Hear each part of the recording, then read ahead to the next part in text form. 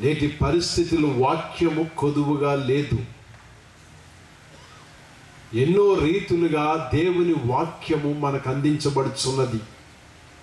కానీ సమస్య చెవుల వరకే పరిమితము చేసుకుంటున్నాము, హృదయాంతరంగంలోనికి తీసుకోలేకపోతున్నాం.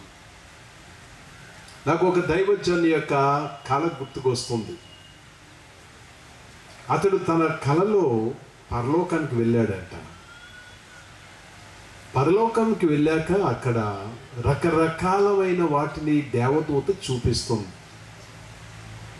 ఒక చోటకు వచ్చినప్పుడు మంచి ప్రశస్తమైన వస్త్రాలు, మరి ఒక చోటకు వచ్చినప్పుడు ఆభరణాలు,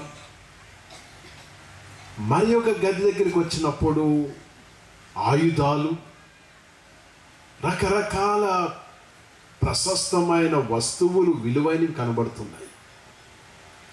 ఒక గది దగ్గరికి వచ్చినప్పుడు సడన్గా చూస్తే అవి పచ్చిరొయ్యలుగా కనిపించాయి. ఇదేంటబ్బా, పరలోకంలో పచ్చిరొయ్యలు ఎందుకు వచ్చాయా అని దగ్గరికి వెళ్ళి చూస్తే అవి పచ్చిరొయ్యలు కావట. మహాసభలో కూర్చొని వాక్యం వింటున్న వారికి చెవులట అవన్నీ. ఇదేమిటి చెవులు పరలోకానికి వచ్చాయి అని ఆ దైవజనుడు దేవదూతను అడిగాడు. ఇదేమిటి చెవులు ఎందుకు వచ్చాయి? అప్పుడు ఆ దేవదూత చెప్పిందంట, మహాసభల్లో పాల్గొన్న వారు వాక్యం వింటున్నారు చెవుల ద్వారా, వాక్యం వింటున్నారు చెవుల ద్వారా.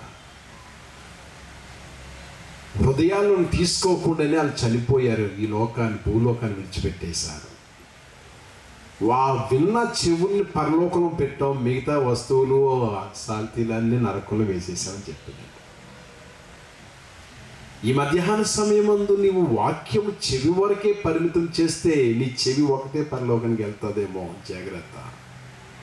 దేవుడు కోరుకునేది నీ చెవి నీ చెయ్యి పరలోకం వెళ్ళడం కోసం కోరుకోవడం లేదు. నీ ఆత్మ పరలోకానికి వెళ్ళాలి. దేవునికి స్తోత్రం. నీ ఆత్మ పరలోకానికి వెళ్ళాలి. టోటల్ హ్యూమన్ బీయింగ్, మానవులు సంపూర్ణమైన రక్షణ కలిగి ఉండాలి. అది దేవుడు కోరుచున్నాడు, సంపూర్ణమైన రక్షణ. ఈ మధ్యాహ్న సమయం అందు ఎలాగ వస్తావు దేవుని దగ్గరికి? చెవులతో వస్తావా, హృదయంతో వస్తావా? పరిశుద్ధాత్మ దేవుడే మీ హృదయాలతో మాట్లాడగలడు. మీ చెవులు వరకు ఒక బోరగా మనిషిగా మేము మాట్లాడగలం, కానీ మీ చెవుల వరకు మాట్లాడడం మా పని అయితే పరిశుద్ధాత్ముడు మీ హృదయంతో మాట్లాడతాడు. అందుకే ఈ మధ్యాహ్న సమయమందు నీ ప్రార్థన నా ప్రార్థన, ప్రభువా మా హృదయాలతో మాట్లాడు స్వామి అని ప్రార్థన చేద్దాం. ధ్యానం నిమిత్తము మొదటి దినవృత్తాంతములు 12వ అధ్యాయము 18వ వచనము. మొదటి దినవృత్తాంతములు 12వ అధ్యాయము 18వ వచనము. అప్పుడు 30 మందికి అధిపతి అయిన అమాషై ఆత్మవశుడై, దావీదు మేము నీ వారము, దావీదు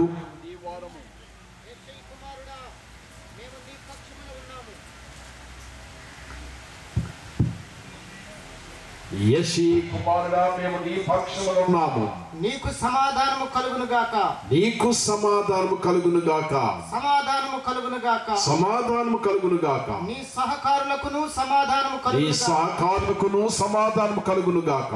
నీ దేవుడే నీకు సహాయము చేయునని, నీ దేవుడే నీకు సహాయం చేయును అని పలుకగా, దావీదు వారిని చేర్చుకొని వారిని తమ దండులకు అధిపతులుగా చేసెను.